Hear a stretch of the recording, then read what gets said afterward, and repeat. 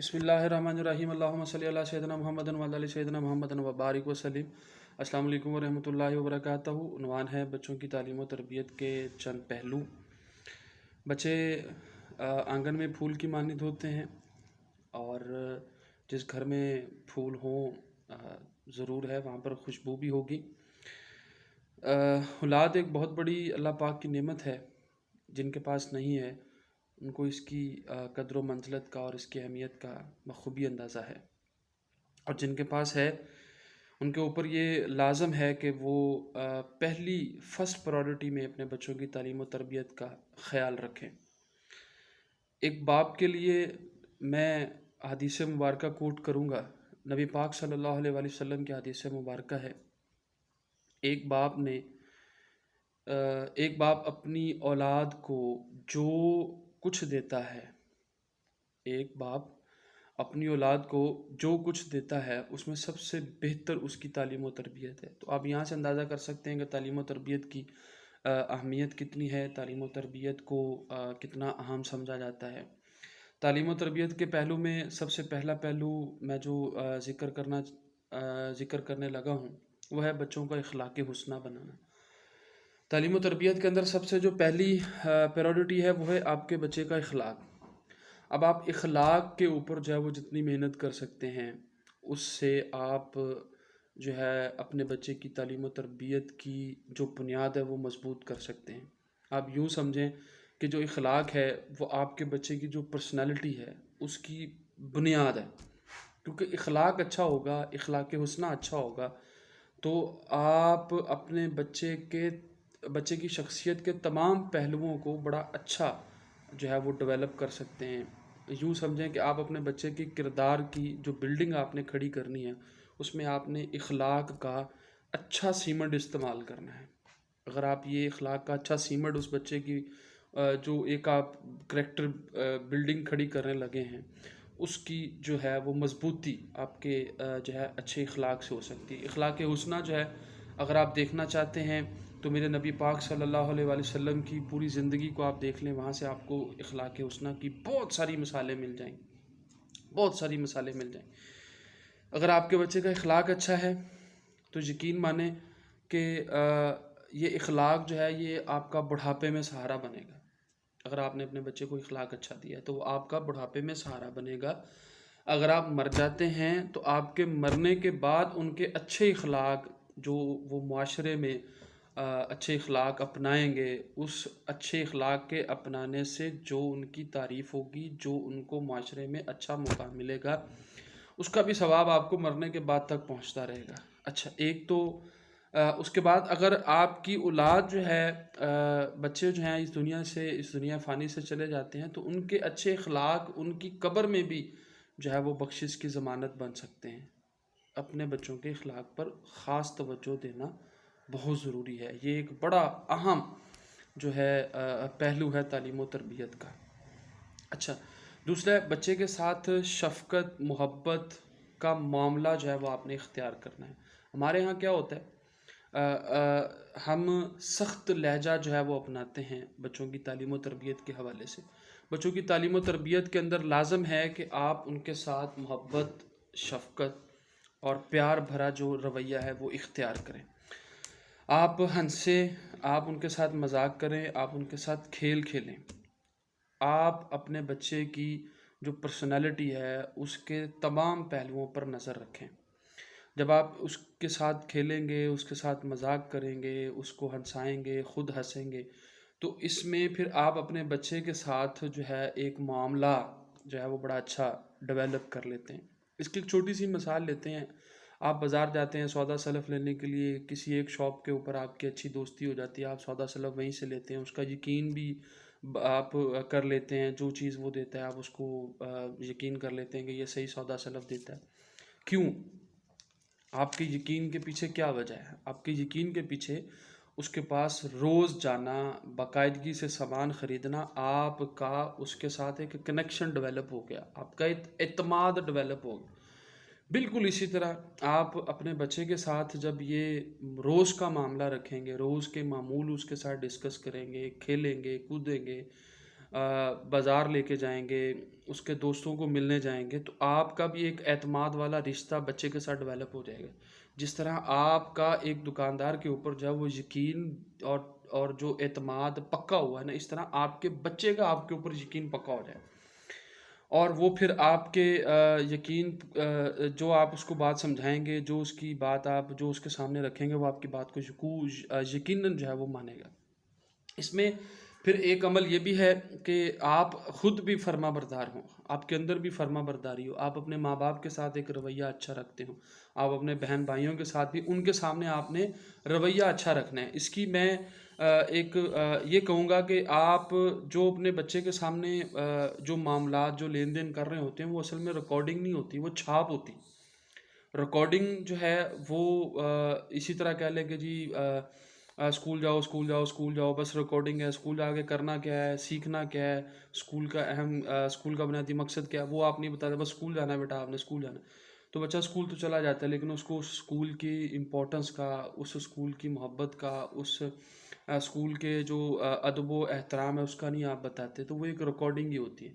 जो छाप होती है ना, जो आपके बच्चे के दिमाग में छप जाती है जो चीज़, वो है आपका घर में जो अमल हो रहे हैं। आप अपने बाप के साथ अच्छे अखलाक से बात करते हैं, तो आपकी औलाद भी आपके साथ अच्छे अखलाक से बात करेगी। और इस बात को यकीनन यकीन से आप कीजिएगा, आपके बच्चे की भी तरबियत अच्छी हो जाएगी। उसमें सबसे पहला आपको अपना भी जो बिहेवियर है अपने वालिदैन के साथ वो अच्छा रखना है। शफ़क़त वाला मामला, अपने वालिदैन के साथ बिहेवियर अच्छा रखना, ये इसके अंदर जो है एक आपने कह लें कि शफ़क़त वाले मामले में इन दो चीज़ों का ख्याल रखना है। उसके बाद है बच्चे को अदब सिखाएं। बच्चे को आप अदब कैसे सिखाएंगे? एक बड़ा मशहूर कौल है, जो बाप अपने बच्चों को अदब सिखाता है वो अपने दुश्मन को ज़लील ख्वार करता है। बहुत बड़ी बात है, मैं दोबारा रिपीट करने लगा हूँ। जो बाप अपने बच्चों को अदब सिखाता है वो अपने दुश्मन को ज़लील ख्वार कर देता है। अब इसमें सोचने वाली बात यह है कि अदब तो आपने अपने बच्चे को सिखाया है, अब उसमें आपके दुश्मन को उसमें क्या जलालत, क्या वो ख्वारी का सामना करना पड़ रहा है।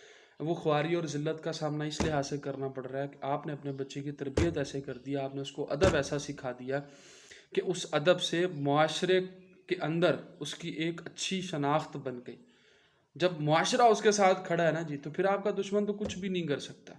उस दुश्मन को सारे लान तान करेंगे कि ये इसका अदब, इसका अखलाक इतना अच्छा, और तुम ठहरे बदजुबान और एक कह लें कि अच्छा इंसान नहीं है वो। तो ज़ाहिर सी बात है, जब मुआशरे में आपके बच्चे का अदब, आपके बच्चे की तरबियत एक वाज़ेह इमेज बनेगी, तो उसमें आपकी भी जो है वो इज़्ज़त हौसला अफजाई होगी, और आपका दुश्मन मर मिटेगा इसी बात को देखते हुए कि जी इसकी तो औलाद बहुत अदब वाली है, लोग इसकी तारीफ़ें करेंगे। तो वो असल में आपके दुश्मन की जो है वो मार होती है, उसको ज़लील ख्वार किया जा रहा होता है। इसी तरह हज़रत उमर फ़ारूक रज़ी अल्लाह ताला अन्हु का फरमान है कि पहले अपने बच्चे को अदब सिखाओ, फिर तालीम दो। बहुत बड़ी बात हज़रत उमर फ़ारूक रज़ी अल्लाह ताला अन्हु ने फरमाई कि आप अपने बच्चे को पहले अदब सिखाएं, उसके बाद उसको तालीम दें। क्योंकि अदब एक ऐसा जीना है, अदब एक ऐसी सीढ़ी है कि जिसके ऊपर चढ़ने से आपको तालीम वाले जो एलिमेंट्स हैं या तालीम की जो सीढ़ियाँ हैं वो चढ़ना आसान हो जाती। आपने फ़र्ज़ करें पहले तालीम सिखा दी, आपने अदब सिखाया ही नहीं, तो तालीम कभी भी अदब की कमी को पूरा नहीं कर सकती। अदब जो है वो आपको खींचेगा, आपकी तालीम को खींच कर ऊपर लाएगा, और आपके बच्चे की तरबियत जो है वो बेहतर हो जाएगी। एक तो ये हो गया, आपने अपने बच्चे को अदब सिखाना है। उसके बाद आपने बच्चे को हौसला देना है। अब आप हौसला कैसे देंगे अपने बच्चे को? आप बच्चे को ज़िम्मेदारियाँ दें। आप बच्चे के ऊपर घर के काम काज, सौदा सलफ़, मार्केट जाना, कुछ ऐसी ख़ास ज़िम्मेदारियाँ जो आप मुनासिब समझते हैं कि ये इसकी उम्र के लिहाज से, इसके कह लें कि इसकी एज या उम्र या इसकी सोच के मुताबिक जो आपको अच्छी ज़िम्मेदारी लगती है वो आप उसकी ज़िम्मेदारी डालें, ताकि उसके ऊपर ज़िम्मेदारी डालेंगे, जब वो काम करके आएगा, आप उसकी जो वर्किंग है, जो वो टास्क पूरा करके आया है, उसके ऊपर अगर आप देखें कि उसने वो टास्क कितने आसान तरीके से पूरा किया, और उस टास्क के अंदर या उस जॉब के अंदर उसकी कितनी मिस्टेक्स हैं, پھر آپ اس کی مسٹیکس کو درست کرنے کے لیے اس کی رہنمائی کریں، اور جو کام وہ کر کے آئے اس کے اوپر اس کی حوصلہ افزائی کریں، اور یقیناً وہ پھر ذمہ داریوں کو نبھانے والا اچھا شہری بن جائے گا۔ اکثر بچے ہیں، اکثر والدین ہیں جو بچوں کو ذمہ داریاں نہیں ڈالتے، ان سے کام نہیں لیتے، اور بعد میں پھر انہیں جو ہے وہ پریشانی کا سامنا بھی کرنا پڑتا ہے۔ بعض اوقات بچے کو جو ہے وہ پانی نہیں پکڑانا آتا، گھر میں کوئی مہمان آتا ہے، اس کو کھانا نہیں پیش کرنا آتا، اس کو میزبانی نہیں کرنی آتی، اس کو سودا لینے کے لیے بازار بھیج دیں تو وہ سوچ میں پڑ جاتا ہے کہ کون سی چیز لینی، کون سی نہیں لینی، وہ بار بار فون کرے گا، دوبارہ گھر آئے گا، پوچھے گا بار بار۔ اس طرح کے مسائل کا پھر سامنا کرنا پڑتا ہے جب آپ اپنے بچے کے اوپر ذمہ داری ڈال کر اس کو جو ہے وہ اس قابل نہیں کرتے کہ وہ ایک ذمہ داری اٹھانے والا جو ہے وہ ایک شہری بن جائے۔ تو آپ نے ذمہ داری ڈال کے اپنے بچوں کی جو ہے وہ حوصلہ افزائی کرنی ہے۔ یہ بھی ایک جو ہے وہ تعلیم و تربیت کا خاص پہلو سمجھا جاتا ہے۔ بچے کو آپ جو ہے وہ اس میں جو ہے وہ حوصلہ افزائی بھی کر سکتے ہیں۔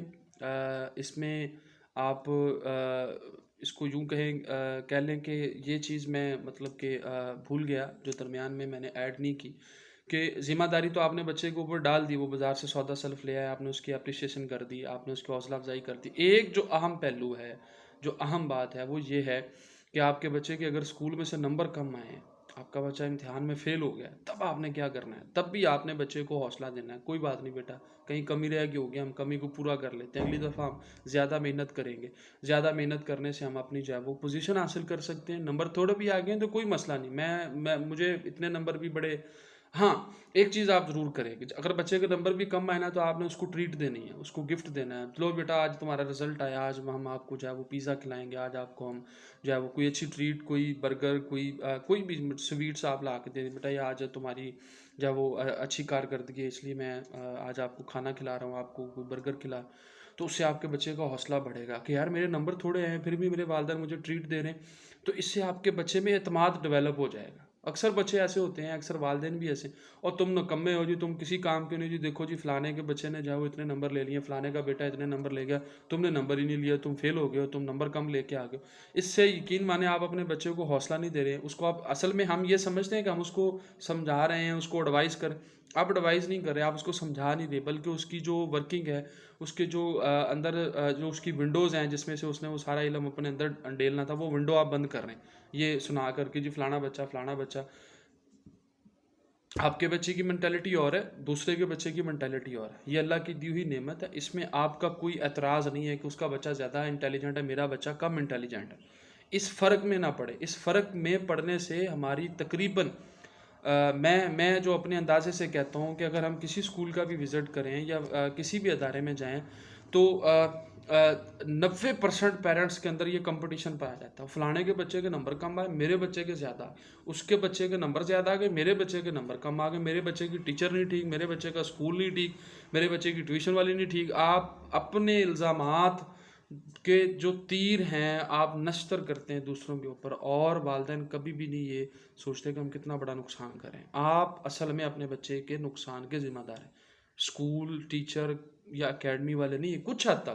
کچھ حد تک میں آپ کے ساتھ یا والدین کے ساتھ ایگری کروں گا کہ اس میں اکیڈمیز یا اسکولز یا دیگر جو عوامل ہیں وہ اس کا جو ہے وہ ان کا بھی یہ ذمہ داری ہے، انہوں نے بھی نقصان جو ہے وہ کیا ہے، لیکن زیادہ والدین خود اپنے بچے کا نقصان کر رہے ہیں۔ تو آپ نے بچے کو جو ہے وہ حوصلہ دینا ہے، اپریشیٹ کرنا ہے۔ نمبر کم بھی آئیں تو کوئی مسئلہ نہیں، آپ نے ان کو دوبارہ محنت کرنے کا جو ہے وہ ترغیب دینی ہے، ان کو سمجھانا ہے، ان کو ایڈوائز کرنی ہے، ان کو حوصلہ دینا ہے۔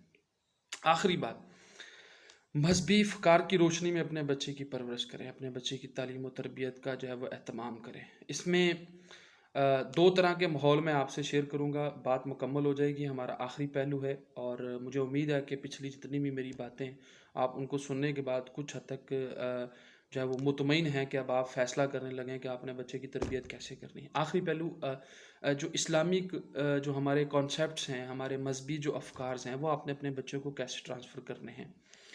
اس میں سب سے پہلا جو عمل ہے وہ یہ ہے کہ دیکھیں، ایک بچہ گھر میں کھڑا ہوا ہے، اس کو پتہ چلتا ہے کہ اذان ہوئی ہے، اب اس کو یہ نہیں پتا کہ اذان کیا ہے کیا نہیں ہے۔ دادا دادی نے جناب دادی گئی اپنے کمرے میں، دادا نے کیپ ٹوپی لی جناب مسجد کی طرف، اب اسے نہیں پتا یہ کہاں جا رہے ہیں، دادی اپنے کمرے میں چلی گئی، والدہ کو دیکھتا وہ بھی اپنے کمرے میں، وہ یہ عمل دیکھ رہا ہے آپ کا۔ اچھا ایک گھر وہ بھی ہے جہاں پہ اذان سنائی دی، کسی نے اس کو بادر ہی نہیں کیا، کسی نے غور سے اذان بھی نہیں سنی، کوئی ٹی وی دیکھ رہا ہے، کوئی سبزی کاٹ رہا ہے، کوئی جو ہے وہ چھوٹی جو ہے وہ کپڑے دھو رہا ہے، کوئی کچھ کر رہا ہے، کوئی کچن میں مصروف، کوئی کہیں مصروف. تو یہ دو دو گھرانے ہیں. اب آپ نے یہ فیصلہ کرنا ہے کہ ان دو گھرانوں میں سے کس بچے کی تربیت اچھی ہو گئی، کس نے مذہبی افکار کو اپنے اوپر ڈھال لی، چھاپ لگ گئی، ریکارڈنگ نہیں ہو رہی، چھاپ لگ رہی ہے اس کے دماغ کے اوپر. تو ڈیفینیٹلی جس گھر میں یہ ماحول ہے، والدہ اپنی نماز اور دادی اپنی نماز، دادا جو ہے وہ اپنی نماز کی طرف چلے گئے، مسجد میں چلے گئے. اب یہ بچہ دیکھ رہا ہے، اب یہی چیزیں وہ اپنے اندر جذب کر رہا ہے، اپنے دماغ کے اوپر، اپنی دماغ کی سطحوں کے اوپر اس کو چھاپ رہا ہے کہ دادا نماز پڑھنے جاتے ہیں. جب اذان ہوتی ہے تو دادا نماز پڑھنے جاتے ہیں، ماما بھی نماز پڑھتی ہیں، دادی بھی نماز پڑھتی ہیں. تو گھر میں اور بھی ہو سکتے ہیں، میں صرف ایک نا ایگزامپل کے طور پر جو ہے وہ میں نے دادا اور دادی کا کنسیپٹ کیا. باقی گھروں میں اور بھی ہیں، چاچو بھی ہو سکتے ہیں، ماموں بھی ہو سکتے ہیں. ہر گھر کی ایک اپنی کہہ لے کہ فیملی جو بیک گراؤنڈ ہے وہ مختلف ہے. میں جسٹ ایک ایگزامپل کے طور پر یہ چھاپ آپ کے بچے کے دماغ پہ لگتی ہے. تو آپ اپنے گھر میں جتنا مذہبی ماحول، جتنی اسلامک، کیونکہ ہم مسلمان ہیں تو ہمیں اسلامک جو کہہ لیں کہ پلرز ہیں وہ اپنے گھروں میں کھڑے کرنے، تاکہ آپ ان پلرز کے اندر اس روشنی میں اپنے بچے کی تعلیم و تربیت کریں. مذہبی افکار بہت ضروری ہیں، مذہبی افکار کے اوپر آپ نے بہت زور دینا. اپنے گھر کے اندر جو ہے وہ آپ اپنے کانسیپٹ اچھے کریں. نماز کی ترغیب کا کانسیپٹ آپ کو ترغیب نہیں دینی پڑے گی. جب آپ گھر میں خود نماز پڑھتے ہیں، آپ کو بچے کو نہیں کہنا پڑے گا چلو نماز پڑھنے دفعہ ہو جاؤ، نہیں جائے گا. وہ آپ سے کبھی بھی اس چیز کی توقع نہیں کرے. آپ جب خود یہ عمل کر رہے ہوں گے نا تو آپ کا بچہ خود بخود مسجد جائے گا، اور وہ جائے گا کیونکہ اس کو پتہ ہے کہ میں جب سے بچہ دنیا میں آیا تھا، جب سے اس نے ادھر ادھر کی چیزیں دیکھی ہیں، جب سے وہ اپنے والدین کو دیکھ رہے ہیں، ان کا معمول ہی یہی والا ہے. جب ان کا معمول یہ والا ہوگا تو آپ کو بچے کو یہ نہیں کہنا پڑے گا کہ چلو بیٹا نماز پڑھنے جاتے ہیں. بچہ خود انگلی پکڑے گا اور خود کہے گا بابا میں نے بھی آپ کے ساتھ جانا جہاں آپ جاتے ہیں روز. اب اس کو یہ ترغیب آپ نے اپنی پریکٹس سے، اپنے پریکٹیکل سے اس کو جو ہے وہ آپ نے یہ ترغیب دی ہے تو وہ جائے گا. آپ کو ضرورت ہی نہیں ہے مطلب کہ اس کو ترغیب دینے کی. اپنے گھروں میں مذہبی افکار کو اپنائیں، قرآن پاک کی تلاوت کا معمول بنائیں، نماز پڑھیں. یہ عوامل جب آپ اپنے گھروں میں کریں گے تو مجھے نہیں، آپ سنیں گے، آپ یقین مانیں آپ اپنے بچے کی تربیت جو ہے وہ خود کرنے کے قابل ہو جائیں. اپنی دعاؤں میں یاد رکھیے گا، اور اگر میری ویڈیو اچھی لگے تو اس کو لائک کرے اور اس کو شیئر ضرور کیجیے گا. اگر اس میں کوئی کمی کوتاہی آپ کو محسوس بھی ہو تو بندہ ہوں، انسان ہوں، غلطی ہو جاتی ہے، الفاظ کے چناؤ میں غلطی ہو سکتی ہے. تو میں معذرت بھی کروں گا اگر میری کوئی بات کسی کو بری بھی لگی ہو، یا اس میں کوئی ایسا آپ کو محسوس ہو کہ یہ بات ٹھیک نہیں تھی، تو آپ مجھے کمنٹس کر کے کریکٹ کر سکتے ہیں. میں کھلے دل سے جب آپ کی بات کو قبول کروں گا. اپنی دعاؤں میں یاد رکھیے گا. السلام علیکم ورحمۃ اللہ وبرکاتہ.